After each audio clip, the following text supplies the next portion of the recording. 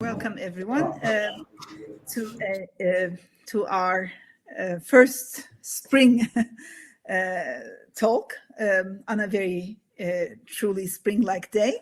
It's a great pleasure to have as our speaker today Carlos Grenier. I'll briefly introduce him. Carlos Grenier is an assistant professor in the Department of Religious Studies at Florida International University in Miami. Before that, he was a PhD student at the University of Chicago's History Department. He received his PhD.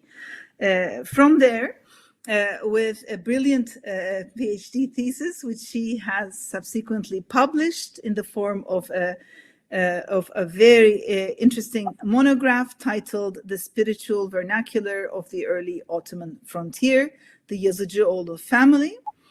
It came out of Edinburgh University Press in 2021 and investigates the lives and writings of the Yazıcıoğlus of 15th century Gelibolu. Before we met the rest of the audience, Zeynep Oktay and I were talking about how we actually already started assigning parts of this text for our graduate seminars. So this is a very meaningful, timely, or one could even say overdue contribution to the scholarship. So it's a great privilege to have Carlos here and talk about his research, which in general explores how local and religious and intellectual communities responded to and helped create early modern Ottoman society. So the title of his talk today is Vision, Fellowship and Method, Tariqa-Consciousness in 15th Century Rome. So without further ado, I would like to give the floor to Dr. Grenier. Just a brief note, though, we're using Boo Live for the first time as our main platform, and therefore, contrary to our Adeti Kadim, we will take questions live and not via a chat function at the end of the talk. So more on that later. Thank you. Thank you, Dr. Yazıcıoğlu, for this generous introduction, and thank you for the invitation to this very interesting center, and also for your own scholarship, which from an early stage of my scholarly career was always an inspiration. So I am pleased to present in front of this audience, and I hope that my talk, even though it's a little bit speculative in certain points, will still prove to be interesting for all of you. I'm going to go ahead and share my screen now. I think this is working.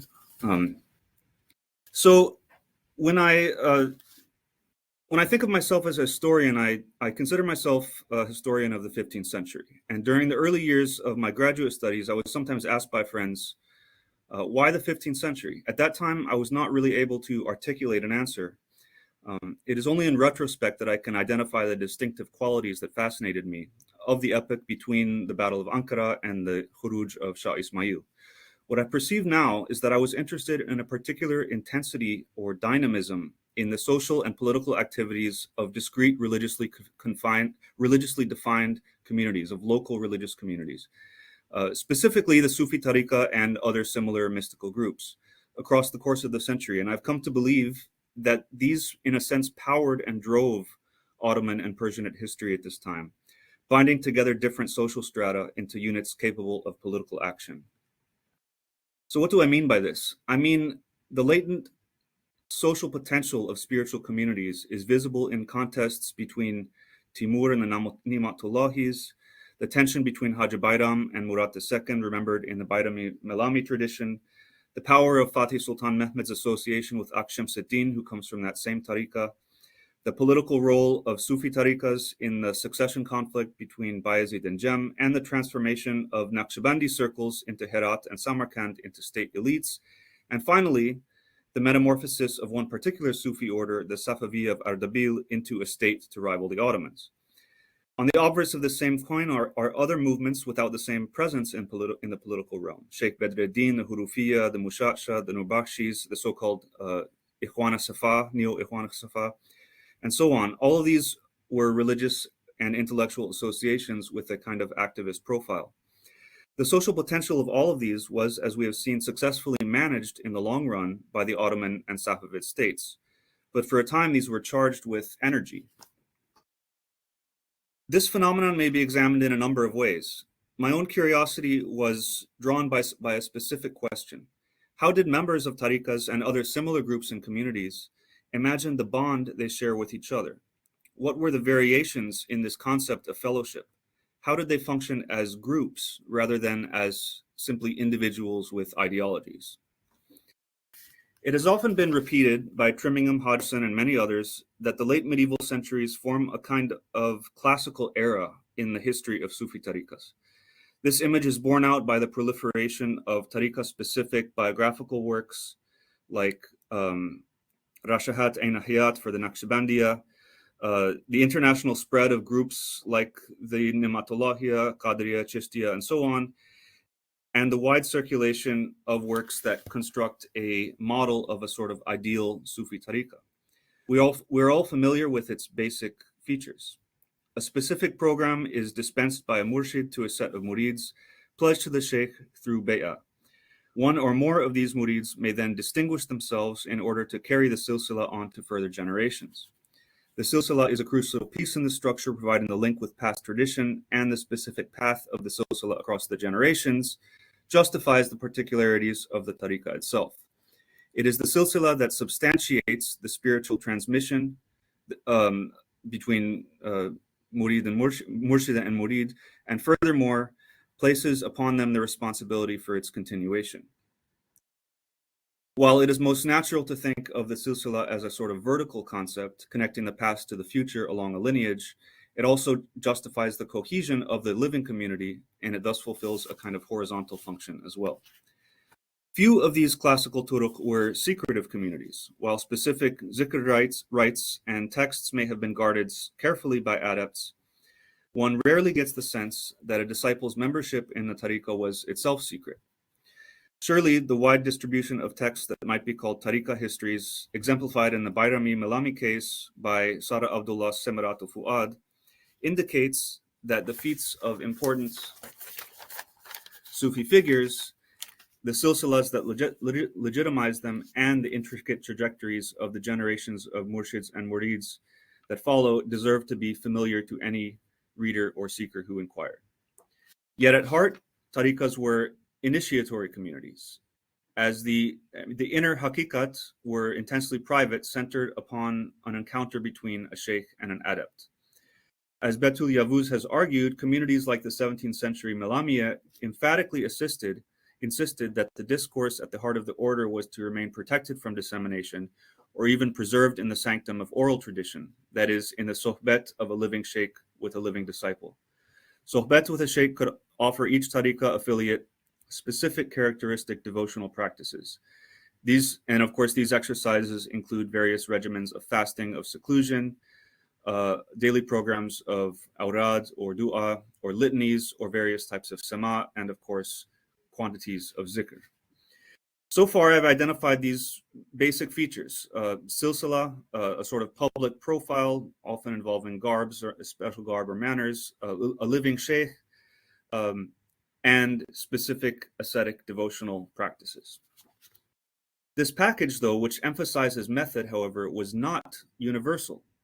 One of the main things I'd like to display in this presentation is that the tariqa model, vertically structured around a silsila, publicly and theoretically centered on the privacy of the Sheikh Salik encounter, was not the only mode of organization for esoteric religious communities in the Islamicate lands in the 15th century. On the contrary, the tariqa model simply stands as the most visible to us because of its success and because its own histories have come down to us in great number. I will suggest as a kind of thesis statement that the dynamism in the available models for esoteric communities is one factor in the extraordinary dynamism of the the variation of available models for esoteric communities is one factor in the extraordinary dynamism of the 15th century, which we might call the age of the sect.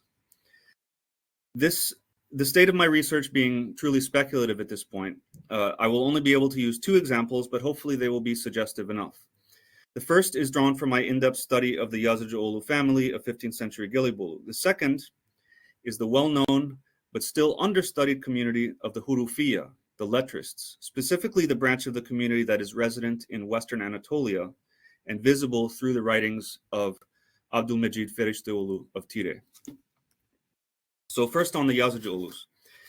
The Yazıcıoğlu Sufism, by and large, displays what we can call a classical tariqa model, as I've described it above. Indeed, if in their Envarul-Aşıkîn or Kitab-ı Muhammediye they had described their Sufism in any other way, we may have already come to a different picture of classical Ottoman Sufism to begin with. In some sense, the Yazıcıoğlus are part of the foundations of our inherited conception of Ottoman Sunni vernacular spirituality. Yet several remarks suggest that their Tariqa-Consciousness is more complex and perhaps less classical than it may initially seem. The first pages of every signed work by the Yazıcıoğlus invariably include a strong statement of personal affiliation with Hacı Bayram Veli of Ankara. The Sultan of Sheikhs and the seal of the Sheikhs, the moon Hacı Bayram, axis of the world, Sheikh of the world, the king Hacı Bayram. Ahmed introduces him as Sultan of the Sheikhs, threshold of the thresholds, pole of the truth seekers, most perfect of the proximate ones, guide to the people Hacı Bayram. These statements are typical. We see them in almost every one of the Yazıcıoğlu's works. From this, we can construct a certain biographical vignette. Mehmed and Ahmed, perhaps drawn by some earlier family connection, spent time in Ankara in the tekke of Hacı Bayram Veli. Implicitly, an oath or bay'ah was offered to the sheikh. In return, the sheikh bestowed several forms of knowledge. First, they were imparted devotional rites. Second, the sheikh and the Ankara community offered a theoretical formation, chiefly from Sufi literature in Arabic, about which the brothers display great knowledge. And this includes, but is not limited to, the writings of Ibn Arabi and his commenters. And thirdly, the sheikh bestowed some sort of secret knowledge. All of this is sewn together through the silsila.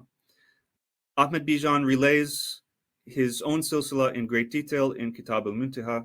After the first few links beyond Hacı Bayram, his own teacher Somuncu Baba, and the Safavi sheikhs that precede him, Ahmed then extends the silsila structure by incorporating a list of predecessors, and these are largely drawn in language and in substance from Fariduddin Attar's Tazkirat al-Awliya. With this reconstruction based on Attar, it tells us that the Bayrami silsila paid special attention to two moments in Sufi history. First, to the immediate forebears up to the Safavi sheikhs, and second, and most revealingly, to the lineage of early Sufis prior to Al-Hallaj. Between these two is a notable gap of several centuries. Though Ahmed Bijan preserves Attar's broad framework of the history of sainthood, it is worth noting how exclusively this list harkens to the genesis of Sufism in the community of Zahids, renunciants of Abbasid Iraq. There is a deliberate archaic quality to this memory of his Sufi forebears. An interesting consequence of this emphasis is a corresponding de-emphasis on another strand of medieval Islamic piety, the heritage of the Melamiya of Khorasan. The absence of symbolic Melamis like Hamdun al-Qassar and Abu Hafs al-Haddad, who are prominent in Attar's Tazkira, shows a certain revision of historical memory. In any case, the Qutb al-Aqtab, Hacı Bayram, on the authority of the Baghdadi Zahids and the Safavi sheikhs, as remembered through Attar's Tazkira, taught his adepts a Sufi method. Certain exercises are cited in the Yazıcıoğlu's writings, likely deriving from this Ankara instruction. These two, at least in their textual expression, are also drawn from a specific literary source, the Manazil al-Sa'irin of Abdullah al-Ansari. Ahmed Bijan presents this spiritual guidebook as a manual for Sufi devotional practice that presumably reflects contemporaneous Bayrami teachings. We see Ahmed through the Manazil exalt such practices as tevbe, tefekkur, tezekkur, renunciation and abandon of worldliness, ittisam, firar, self-discipline, riyazet, auditory devotional activities, sema, and fasting. Abdullah Ansari also describes the stages of a mystic's inner development, designated by such terms as gharq, vejd, sekr, and maf and fena, and each of these denoting a specific maqam along the mystic's route of spiritual passage. These features, like much else, appear very typical to us. These components of the tariqa, the sheikh, the in-person encounter, the ascetic program, the shared set of exercises, is corroborated by another extant text from the same Bayrami milieu, which is the Risalat Nur of Akşemseddin. This text is composed as a point-by-point defense of these very same Sufi practices against critics. These practices include voluntary asceticism, halvet, the sunnah of wearing the hirka, carrying a staff, the performance of zikr, the recitation and composition of poetry, and so on. Each of these practices, which Akşemseddin identifies as Sufi, are defended using an array of hadith. Regarding vocal zikr, for instance, he cites a hadith transmitted by Athalabi, claiming that zikr was the constant practice of the Prophet and that, quote, vocal zikr is permitted and not discouraged, and one should perform the zikr of God until people think you are crazy. In Akşemseddin's presentation, it is these very devotional activities, identical to the ones recommended by the Yazıcıoğlu brothers, that incite him to defend tasawwuf and for him define tasawwuf. This method, underscored by a silsila, in essence, is what creates fellowship. It's what creates Tariqa-Consciousness.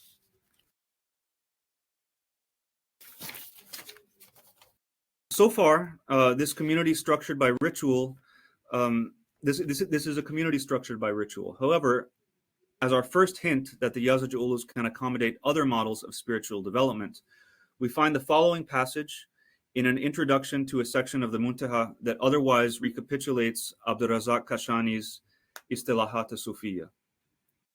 I'll read it out. Now, O revealers of the secrets of truth, O he who encounters the lights of subtleties, let it be known that for each student who studies these sagely words and accepts these words into their hearts, there is no doubt that they will reach their goals and accomplish their aims. For there are two types of sheikhs. One they call Easterners, Mesharika, and the other they call Westerners, Megharibe. All of these who are Easterners say asceticism and seclusion are necessary for all students until their souls are rescued from the world of darkness and reach the light of lights. But the Westerners say, there is no doubt that asceticism and seclusion have their effects, but those who know our wisdom do not have much need for asceticism or seclusion. Asceticism, a demanding path, gives no peace to those who do not deserve it, while wisdom is the most proximate path, the path of annihilation and permanence. Sometimes immediate emanations reach a student in a year or a month or a week, and they achieve their aim. And a very talented student can do so in a day or an hour. It is even true that a perfect teacher, Sheikh Kamil, can guide one and cause one to arrive in a single moment. This is why I, caller to faith Ahmed Bijan, have summarized these terms and brought them as an offering to the mystics, so that with God's permission, they may quickly arrive. So Ahmed Bijan here presents a taxonomy of sheikhs, dividing them enigmatically into the sheikhs of the East and the West. The so-called Masharika emphasized ascetic practice and seclusion as prerequisites for gnosis, while the Maghariba recognized wisdom itself as the only necessity. In the Western view, the talented student could reach gnosis in a single moment of illumination with no need for rigorous self-denying practices. So to what does this binary refer? It is possible that by Westerner, Ahmed refers to Ibn Arabi and his disciples, along with other Andalusian Maghribi mystics that are just now coming to further light through the work of Yusuf Keswit and others. Ibn Arabi did not create a tariqa structure that could organize the practices of ascetic devotion. The Easterners, on the other hand, probably represented rigorous institutional Sufism, the tariqa system properly understood. In the Yazıcıoğlu's day, this was best represented by their own order by the Halvetiya, by the Mevleviya, the Naqshbandiya, and so on. And each of these, as I've repeated several times already, were characterized by specific devotional practices, sama, zikr, and so on. There emerges then a contradiction. Ahmed Bijan seems to imply that he follows the Western, not the Eastern practice, even as he claims membership in the Bayramiya that is explicitly linked to an Eastern lineage through the Safavi sheikhs and their forebears. To put this more simply, the Yazıcıoğlus acknowledge that while their own tariqa may demand rigorous ascetic practices and an institutional structure to house them, not all mystics or mystic communities needed to function this way. Wusul can happen suddenly, instantaneously, through the unmediated presence of a sheikh without involving ascetic preparation. Ahmed Bijan seems to hope that this may be possible for his own readers. I'd like to mention one final feature which the above passage may lightly allude to, and this is the towering presence of Ibn Arabi in the Sufi conversation of the 15th century.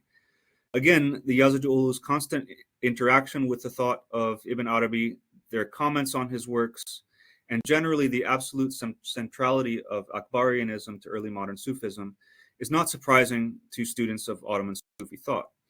But what I want to gently suggest here, without really being able to argue it, is that whether one followed Ibn Arabi or didn't, whether one subscribed to Wahdat al-Wujud or did not, or considered the Fusus al-Hikam to be expressing truth or not, constituted another important dimension of Sufi community feeling at this time. The Yazıcıoğlus, for their part, feel obliged to constantly defend Ibn Arabi against critics. This implies the presence of a community advancing these critical views. The Yazıcıoğlus cite the Quran, prophetic hadith, the words of Ali, and other authorities to defend the idea of the unity of existence. Similar defenses were common in the era. Akşemseddin pens many of these in his Risala. Dede Ömer Roshani, the Murshid of Ibrahim Gülşeni, was accused twice by Akkuyunlu ulama of heresy for his Fususi beliefs, for which he was twice called to defend them publicly. He did so successfully. In other words, one's relationship to Ibn Arabi was, in a way, a kind of factional affiliation. It may not be too much to suggest that Akbarianism functioned as a kind of super tariqa, a system of loyalty with its insiders and outsiders. Okay, so this brings to a close the first part of my presentation. I'll summarize briefly. The Yazıcıoğlus considered themselves Bayrami Sufis, bound to the tariqa by the legacy of their personal encounter with Hacı Bayram Veli. This affiliation carried a consciousness of a certain archaicizing silsila founded on the memory of the earliest Sufis of Iraq, and was constituted practically by a shared repertoire of Sufi practices. It was a community centered on silsila and method. However, the elusive reference to the Western method of spiritual transmission and the possibility of a kind of cross-tariqa factionalism is hinted at in these passages that I've just shown. I'll now introduce my second case study, which displays a radically alternative model of organization. This is the Hurufiya, the letrists founded by Fazlullah Astarabadi in Timurid, Iran. I will not dwell on the specifics of letrist theology, of Hurufi theology, which has been truly impressively analyzed by Orhan Mirkasimov in his recent study of Fazlullah's Javidan-Name, the tradition's major theological work. Nor will I discuss the sect's origins in Iran and its subsequent history there. Instead, I want to try to bring into focus the westernmost segment of the Hurufiya, those Hurufis resident in Western Anatolia in the first half of the 15th century, and how this community functioned. Our chief source for this community is the oeuvre of one Abdülmecid Ferişteoğlu, who lived most of his life in the city of Tire, ruled by the Aydınoğulları. His writings, while they are primarily adaptations into Turkish of the compositions of Fazlullah and his immediate disciples, nevertheless reveal a characteristic communal sensibility, seen both in their departures from their Persian originals, in the departures of these works from their Persian originals, and in their faithfulness to them. Before I go further, I must explain why I am using the Hurufiya as an item for comparison with the Sufism of the Yazıcıoğlus. If we take a step back and resist our habit of reifying the tariqa, we can see the two on the same plane as esoteric religious organizations. As such, the Hurufiyya appear to be important players in a spiritual marketplace of the time and place. They're in essence competing in the same field for the same people. We witness the Hurufiyya everywhere if we're looking for them. There was a Hurufi attempt to convert Mehmed II in 1444 that's very well known. There was a possible connection to Sheikh Bedreddin. There were closely related letrist ideologies gaining influence among the intellectual avant-garde in Rum and Iran. And Niketa Siniosoglu, in a recent article, not that recent, 2012 article, in an article examining the possible role of Ottoman or Islamic thought in the thought of the late Byzantine intellectual Gemistos Platon, he perceptively draws attention to the concept of sect, in Greek phratores, in Platon's reformist vision. Siniosoglu asks, what are the origins of Platon's persuasion that a phratria, or sect, namely a small dynamic movement destined to grow up in an alien environment, may actually succeed in instigating a radical socio-political reform? He then suggests various models for Platon's phratria, or idea of phratria, including Sufi orders generically, and significantly the Hurufiyya. He says, Hurufism provided a platform for intercommunal socio-religious movements that stirred the waters from Central Asia to Anatolia.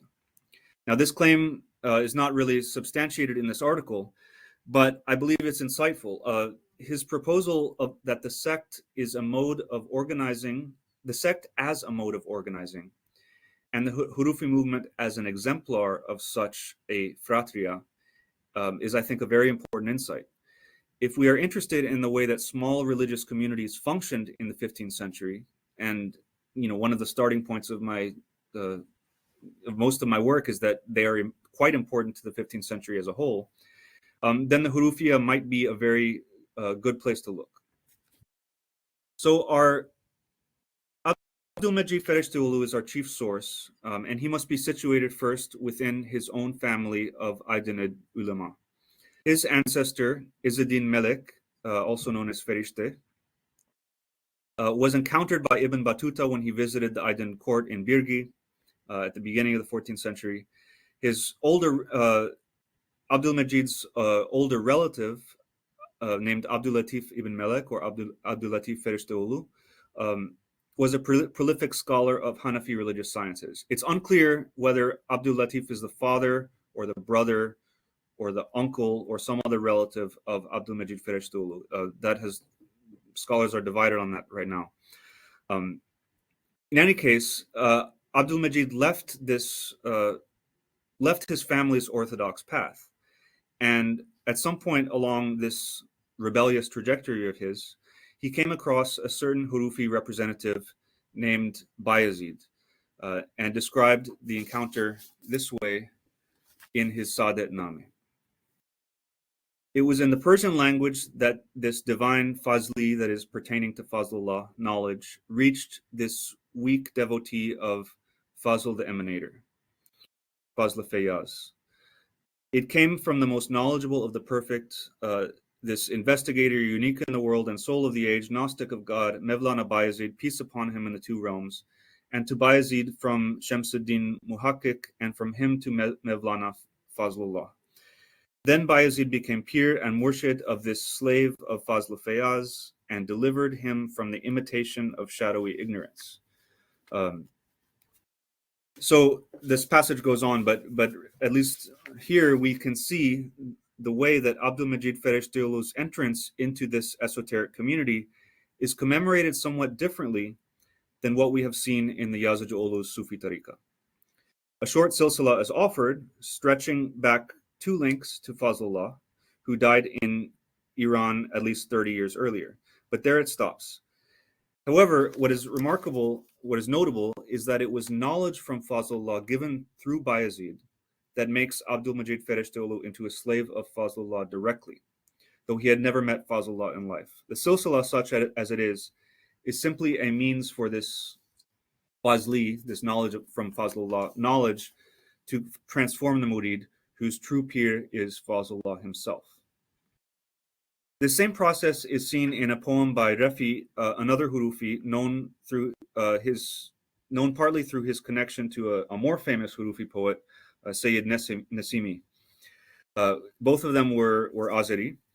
And after a period of spiritual searching in Eastern Anatolia and Syria, Rafi'i was told by Nasimi of Fazlullah's doctrines, and this transformed him.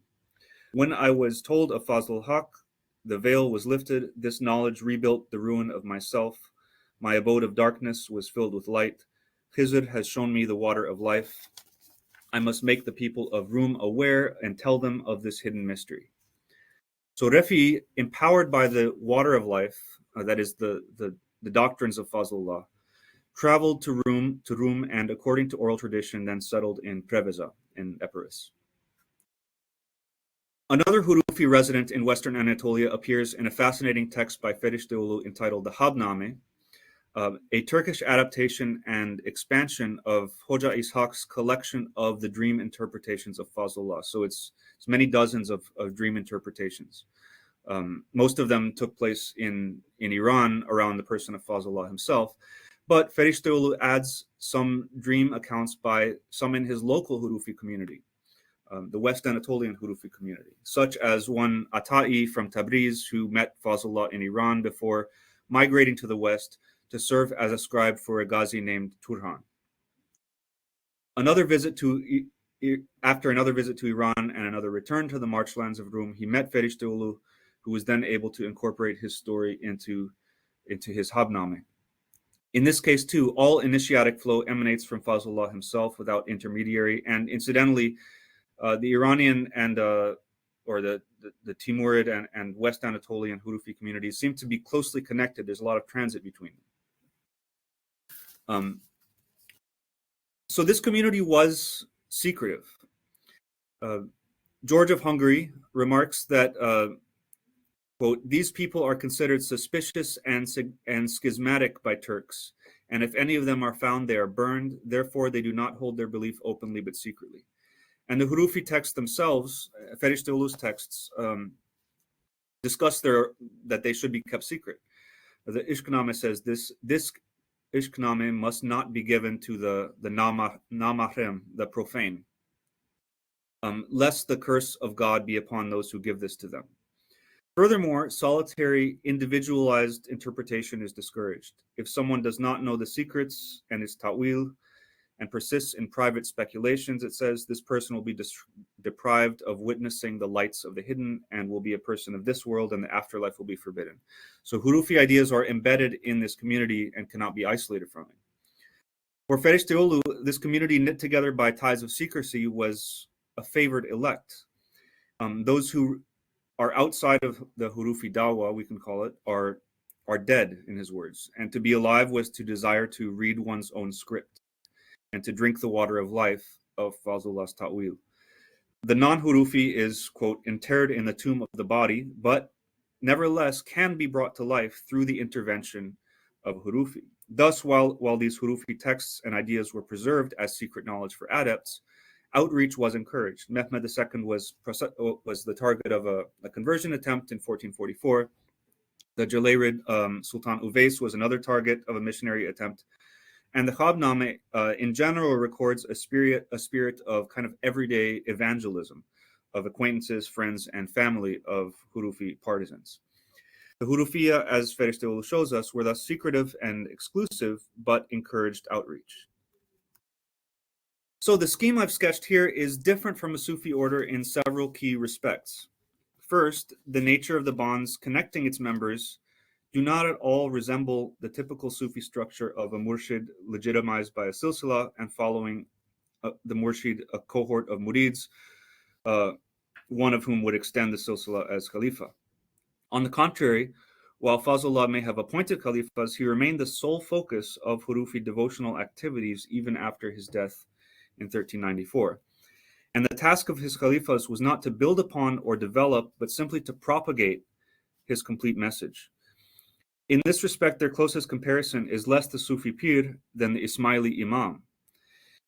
In Ferişteoğlu's brief conversion narrative quoted above, note that he describes himself not as a devotee of his teacher Bayezid, but as a slave, quote, of the long deceased Fazlullah himself. Elsewhere in his corpus, he never brings up the names of other Hurufis, but each one only appears in relation to Fazlullah himself. Likewise, the poet Rafi's conversion centers on Fazl Haq, who rebuilt his ruin. Never does the gaze of Hurufi vision stray far from Fazlullah, whose own name, who's usually referred to in the tradition as Sahib Ta'wil, the master of interpretation.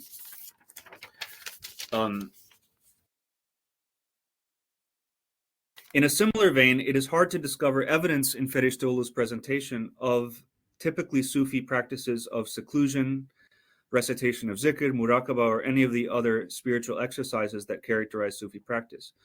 What the absence of arduous programs of spiritual training seems to indicate is that the Hurufis define themselves not by specific regimens of practice, but by Fazlullah's message itself, which is displayed through, quote, the script of the face and through, quote, observation, speech, and analysis. It was Hurufi ideas and interpretive techniques rather than a regimen to progressively subdue the nafs that offered its salvific power. This is the key feature that obviates the need for a typical Sufi social structure. Truth for the Hurufis was a fact that once loosed upon the world did not need to be transmitted through a chain of murshids. It was a community constituted by a common vision of the huruf, the 28 words, and of the Adamic form, and it could simply be evangelized. A key term consistently occurs when Fazlullah is mentioned, and this is ta'wil, usually translated into English as something like esoteric interpretation. It seems that this ta'wil, this system of interpretive techniques, was the real secret and essence of the Hurufiyya, the real glue holding the community together. For this region especially, the records of his dreams interpretations, of Fazlullah's dream interpretations recorded in the Khabnameh, were vital to the Hurufiyya after Fazlullah's passing because they offered a large kind of demonstration set of Fazlullah's interpretive techniques for the benefit of later generations, a kind of hermeneutical sunnah for the Hurufis to follow. These techniques, as Ferishtaoğlu records, were to be applied to all things, not just scripture and dreams. The coming, going, standing, and sitting, and every action arising from a person are signs of what has happened and the mysteries of what will happen. This science is not restricted to the interpretation of dreams, attributed to Fazlullah by Ferishtaoğlu. The sunnah of this Hurufi ta'wil emanating from Fazlullah was to suffuse the life of each Hurufi devotee. So what did this offer younger Anatolian scholars like Abdülmecid Ferishtaoğlu? It was an alternative to traditional scholarly modes of knowledge. The direct insight promised by Hurufi hermeneutics allowed Abdülmecid and his peers to bypass the authority of regional ulema and to read the Quran anew as a sacred combination of the 28 words. Nowhere is this rejection more obvious than in Abdülmecid's own provocative response to his relative Abdul Latif ibn Melek's verse lexicon of Quranic vocabulary. The younger Hurufi penned his own Quranic lexicon, a kind of pastiche of his kinsman's, arranged strictly alphabetically according to the 28 Arabic letters, corresponding to, in his words, the quantity emanated by the eternal emanator. Unlike Ibn Melek's rhymed work, Abdülmecid wrote his dictionary so that the reader may intuit the esoteric relationship between the 28 Arabic letters that comprise the divine word of the Quran and the 28 words that, in the Hurufi view, comprise creation. If Abdülmecid Ferishtaoğlu was so enabled by Fazlullah's interpretive secrets as to sort of make light of the small-minded scholarship of his relative, then we may wonder what the effects of Hurufi sectarian consciousness had on other Anatolians and Rumelians. To put this another way, what were the effects moving outward from this distinctive religious community that flaunted its own secrecy, that claimed that truth was already available for immediate realization, hidden in plain sight in the mystery of the face and the body and the 28 letters, needing only the proper key, a specific interpretive method? So to sum up, the Hurufi model, as the Western Anatolian sources describe, was quite different from the typical tariqa model espoused by the Yazıcıoğlus around the same time and place. While the Yazıcıoğlus emphasized their long silsila going back to the first generations of Muslims, The Hurufiyya looked directly to Fazlullah without needing to find authority and lineage. While the Bayramiyya found a Tariqa-Consciousness in shared devotional activities, the Hurufiyya did not emphasize method this way, and instead found their identity in a certain hermeneutical practice, a letrist ta'wil, displayed especially in the interpretation of dreams. While the Bayramiyya show reverence for a broad tradition of texts from Ibn Arabi through classical Sufi manuals, the Hurufiyya seem to have no need to look beyond Fazlullah's corpus, the Quran, and some hadith. And indeed, they appear skeptical of the knowledge production of ulama more generally. While the Bayramiyya promised progress through arduous trials, the Hurufiyya promised immediate knowledge through the interpretation of the script of the self. In a way, this mirrors the distinction we've seen the Yazıcıoğlus hint at between the Eastern and the Western sheikhs, whatever that may really mean. The Hurufiyya followed a kind of Western model that offered wusul in a moment of vision, while the Yazıcıoğlus and Bayramiyya followed the path of riyazet, zikr, that is, method. Together, these comprise two alternatives for group identity of these, for the collective identity of these two esoteric communities. If, as I insist, the Hurufi model and the Tariqa model are worth comparing with each other, we can begin to ask how these two alternatives interfaced with the social realities of Rum and Rumelia. The path of method appealed to Sufi seekers in both urban and rural contexts, to young men such as the Yazıcıoğlu brothers who carried a consensus Sunni piety. We see how its institutional orientation allowed it to be successfully integrated into the Ottoman state over the coming centuries, and indeed extended into a hegemonic form for esoteric communities. On the other hand, the Hurufi community, if we are to take Ferişteoğlu as a representative, was broadly skeptical toward established systems of knowledge and practice. In a revolutionary spirit, outsiders and insiders were sharply distinguished as the living and the dead. The Hurufiyya seem to very clearly give voice to a social sentiment that we've seen recorded elsewhere in many places in the Ottoman 15th century, a resentment against scholarly and political hierarchies which were just then starting to ossify into the classical Ottoman forms in which they would endure. So we can now return to the question raised by Siniosoglu, which I introduced in my own words at the very beginning of this presentation. Does the variety in the ideologies of fellowship of esoteric religious communities have historical consequences? Was the Hurufiyya in Siniosoglu's words, a platform for religious movements that stirred the waters from Central Asia to Anatolia? My sense is that the immediatist salvific model offered by the Hurufis, which bypassed the ulama and bypassed the rigors of ascetic practice, were an important part of the 15th century conversation, an interlocutor perpetually in dialogue with its institutional tariqa counterparts and in search of a synthesis with it. Perhaps we can look at Shah Ismail, whose Sufi order transcended tariqa asceticism to become during his lifetime its antithesis, a kind of charismatic Hurufi style cult, only for Safavid ideology to eventually coalesce again into a new synthesis, normative Twelver Shi'ism. Or we may also, and this one I think is the most relevant comparison, we may also consider the Melamiyya, which arose out of Dede Umar Sikini's reformation of the Bayramiyya after Hacı Bayram's death in 1430, in opposition to the more programmatic Akşemseddin. According to İnalcık and Gölpınarlı, the Melamiyya rejected regimented Sufi practices, things like scheduled zikr and so on, and became a sort of secret order, an order that did not advertise itself. And in all of these respects, it resembled the Hurufi model in a sense. We might speculate if the Hurufi missionary that attempted to convert Mehmed II in 1444 had succeeded, or if Mehmed Sheikh Akşemseddin was successfully marginalized by the Melamiyya, which did not in fact happen. Would we be seeing the same kind of ubiquitous tariqa model across the Ottoman centuries? Or would we be encountering more of what we can call fellowships of vision?